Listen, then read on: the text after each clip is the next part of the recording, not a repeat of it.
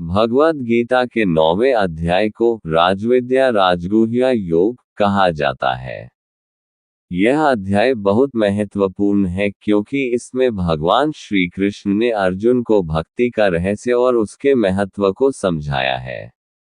यह अध्याय आध्यात्मिक ज्ञान और भक्ति के विषय में गहन जानकारी प्रदान करता है। इस अध्याय का सारांश और संदेश निम्नलिखित है। सारांश 1. भगवान का दिव्य ज्ञान। इस अध्याय की शुरुआत में भगवान श्री कृष्ण अर्जुन से कहते हैं कि वह उसे वह ज्ञान प्रदान करने जा रहे हैं जो सर्वोच्च है और जो राजा के समान सबसे उत्तम है। इसे ही राजविद्या कहा गया है, अर्थात यह सर्वोच्च ज्ञान है और ये राजगुह्य है क्योंकि यह बहुत ही गोपनीय और विशेष है। ये ज्ञान साधारण व्यक्तियों के लिए नहीं, बल्कि उन लोगों के लिए है जो सत्य को जानने के लिए तैयार हैं। जो इस ज्ञान को प्राप्त करता है, उसे संसार के बंधनों से मुक्ति मिलती है।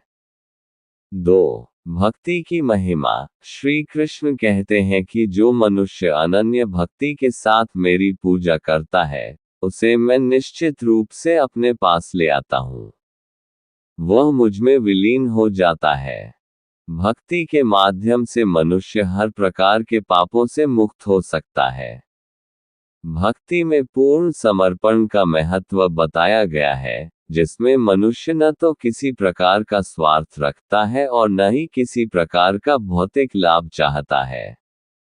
3. ईश्वर का सर्वव्यापकता। श्री कृष्ण ने ये स्पष्ट किया है कि वे सर्वत्र व्याप्त हैं। वे सभी जीवों के अंदर हैं और सभी जीव उनके अंदर हैं। वे कहते हैं कि सारा संसार उनके योग माया के प्रभाव से चलायमान है। हालांकि वे इस संसार में उपस्थित हैं, फिर भी वे संसार से परे हैं। वे संसार के कर्ता हैं, परंतु उन्हें संसार की क्रियाओं से कोई प्रभावित नहीं कर सकता। 4. संसार के मोह और माया। इस अध्याय में श्री कृष्ण ये भी बताते हैं कि संसार की माया बहुत ही शक्तिशाली है और यह माया लोगों को मोहित करती है। जो व्यक्ति इस माया के बंधनों में फंस जाते हैं, वे संसार के सुख दुख के चक्र में ही फंसे रहते हैं। केवल वे लोग जो ईश्वर की भक्ति और ज्ञान के मार्ग पर चलते हैं, इस माया को पार कर सकते हैं। 5. सबके प्रति समान दृष्टिकोण। श्री कृष्ण कहते हैं कि वे सभी प्राणियों के प्रति समान दृष्टिकोण रखते हैं। जो भी व्यक्ति भक्ति के साथ उन्हें स्मरण करता है, चाहे वह किसी भी जाति, वर्ग या धर्म का हो, वह मेरे पास आ सकता है। भक्ति में किसी प्रकार का भेदभाव नहीं है। चाहे वह पापी हो, स्त्री हो, व्यापारी हो या शूद्र हो, यदि वह भक्ति के मार्ग पर चलता है, तो वह भी ईश्वर को प्राप्त कर सकता है। 6. सर्वधर्म समभाव। भगवान कहते हैं कि हर व्यक्ति अपने अपने धर्म का पालन करते हुए मुझे प्राप्त कर सकता है। सभी प्रकार के कर्म, ज्ञान और योग का अंतिम उद्देश्य मुझे प्राप्त करना ही है। वह व्यक्ति जो सच्चे हृदय से मेरे प्रति समर्पित होता है, उसे किसी भी प्रकार के भय का सामना नहीं करना पड़ता है। संदेश 1. भक्ति का महत्व। इस अध्याय का सबसे महत्वपूर्ण संदेश यह है कि भगवान श्री कृष्ण ने भक्ति के मार्ग को सबसे सरल और श्रेष्ठ मार्ग बताया है।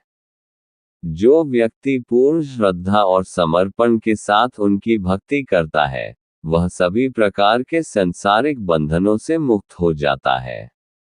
भक्ति का मार्ग सबसे सरल है, चाहे व्यक्ति शिक्षित हो या अशिक्षित, धनी हो या गरीब, भक्ति सबके लिए समान रूप से उपलब्ध है।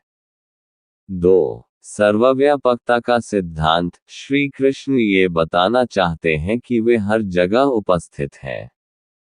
हर जीव में उनका निवास है और यह संसार उन्हीं की शक्ति से चल रहा है। इस ज्ञान से व्यक्ति को ये समझ में आना चाहिए कि हर किसी के प्रति प्रेम और सम्मान रखना आवश्यक है, क्योंकि हर जीव में ईश्वर का वास है। 3. मोह और माया से मुक्ति। संसार में मोह और माया का प्रभाव अत्यधिक है।